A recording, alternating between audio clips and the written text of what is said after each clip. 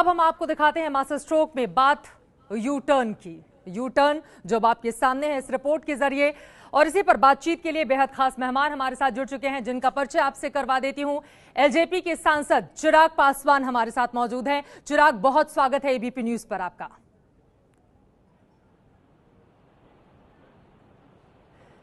मेरा पहला सवाल आपसे, अब तो बार्गेनिंग पावर आपकी खत्म हो गई, बिहार में फिर सीटें कैसे मिलेंगी ज्यादा एलजेपी को?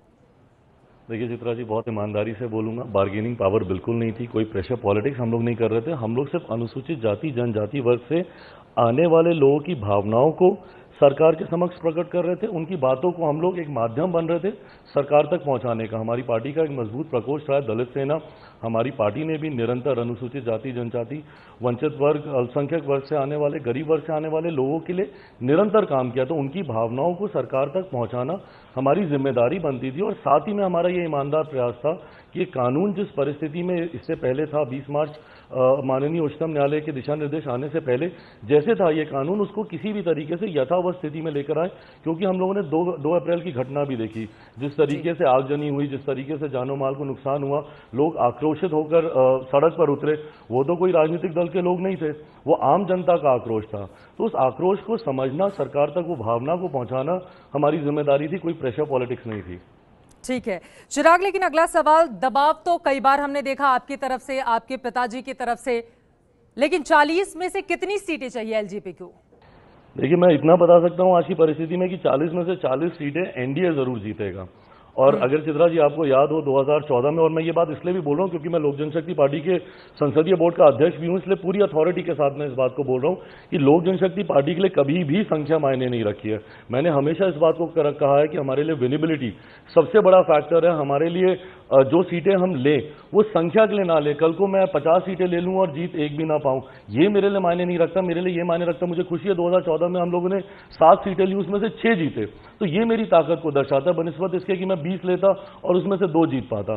तो आज की भी तारीख में हर वो सीट जहां पर लोक जनशक्ति पार्टी मजबूत है, जहां पर हमें लगता है कि हमारा प्रत्याशी जीतेगा, उसी सीट पर हम लोग की दावेदारी रहेगी। संख्या हमारे लिए मायने अभी नहीं रखती है।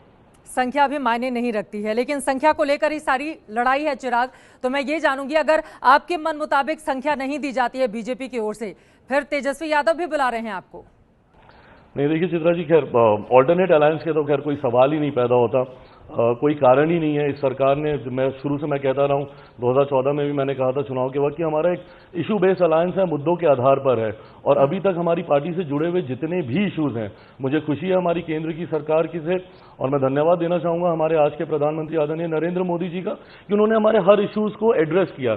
भले वो प्रमोशन में रिजर्वेशन का मामला हो, ग्रीष्म अवकाश चल रहा था, गर्मी की छुट्टियों के दौरान केंद्र सरकार गई, वहां से वर्डिक्ट लेकर आई। यूजीसी में अपॉइंटमेंट्स को लेकर एक बहुत बड़ा ज्वलन मुद्दा समाज में उठ रहा था, अनुसूचित जाति जनजाति से जुड़ा हुआ, जहां पर रिजर्वेशन धीरे धीरे समाप्त होता जा रहा था, जिसमें तमाम वर्ग के लोग उससे प्रभावित हो रहे थे। तो तमाम इन इश्यूज को एड्रेस किया गया। और सबसे बड़ा विषय ये SC/ST prevention of atrocity act, इसमें जिस तरीके से हम लोग चाहते थे, तो कोई कारण ही नहीं है ऑल्टरनेटिव अलायंस के बारे में सोचने का। और जैसा मैंने कहा कि संख्या, मुझे लगता है चुनाव जब सामने आएंगे, अभी बहुत जल्दी है इसके ऊपर कोई भी चर्चा करना, बट चुनाव आते आते तक तमाम राजनीतिक दल बहुत ही एमिकेबली आपस में बैठकर इसको भी सुलझा लेंगे। आपकी बात समझ में आ गई मुझे, लेकिन अब मेरा आखिरी सवाल आपसे ये है, आपके या दलित सांसदों के दबाव में सरकार ने यू टर्न ले लिया, लेकिन सुप्रीम कोर्ट नाम की संस्था देश में है या नहीं, इस बात को आप लोग क्यों स्वीकार नहीं करते? देखिए चित्रा जी, मुझे नहीं लगता कि सरकार ने यू टर्न लिया है। सरकार ने हमेशा, और इसमें मैं कोट करूंगा हमारे प्रधानमंत्री आदरणीय नरेंद्र मोदी जी को, सरकार ने हमेशा कहा है कि अनुसूचित जाति जनजाति प्रिवेंशन ऑफ एट्रोसिटी एक्ट जो है, और इसमें प्रधानमंत्री जी के ही शब्द हैं कि कोई if but comma full stop तक इसमें चेंज नहीं होगा। और मुझे खुशी है कि हमारे प्रधानमंत्री जी ने अपने शब्दों को निभाया।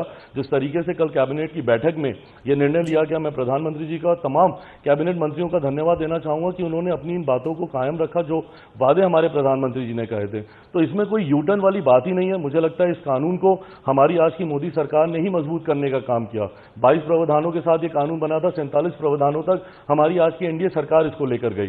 तो इसमें कहीं पे यू टर्न वाली कोई बात ही नहीं है। आम सुर में आम राय थी ये तमाम अनुसूचित जाति जनजाति के सांसदों की ये राय थी, हमारी पार्टी की बहुत प्रमुखता से राय थी। मैंने खुद बहुत वोकली इस बारे में मैंने अनुरोध किया था कि ऑर्डिनेंस के माध्यम से हो या बिल को इंट्रोड्यूस करने के माध्यम से हो, किसी भी माध्यम से हो, इस कानून को यथावत स्थिति में लाया जाए। और मुझे लगता है सरकार ने भी निरंतर इस बात को माना है कि हाँ, हम लोग इसको करेंगे। हम लोग जरूर चाहते थे कि न्यायालय से कोई इस तरीके का वर्डिक्ट आ जाए, बट उस वक्त भी मैंने कहा था, तभी सरकार ने पुनर्विचार याचिका भी न्यायालय में उन्होंने दाखिल की। बट हम लोग का यह था कि जब तक मामला विचाराधीन है तब तक, क्योंकि धीरे धीरे गांव से ये खबरें आने लग गई थी, समाज से खबरें आने लग गई थी कि उनकी एफआईआर लॉन्च नहीं हो रही है, उनका केस नहीं रजिस्टर किया जा रहा है। जो संभावनाएं हम लोग को लग रही थी कि प्रकट होंगी, उत्पीड़न समाज के लोगों पे बढ़ेगा, कहीं ना कहीं ऐसी घटनाएं सुनने को मिल रही थी। इसीलिए हम लोग चाहते थे कि जल्द से जल्द इस कानून को यथावत स्थिति में लेकर आया जाए, और कानून को यथावत स्थिति में लाया गया। हमारे प्रधानमंत्री जी ने अपने वादे को निभाया, जिसके लिए हम उनका दिल से धन्यवाद सुर बदल करते गए हैं फिलहाल सरकार के यू टर्न के साथ ही। बहुत शुक्रिया एबीपी न्यूज से जुड़ने के लिए और बेबाकी से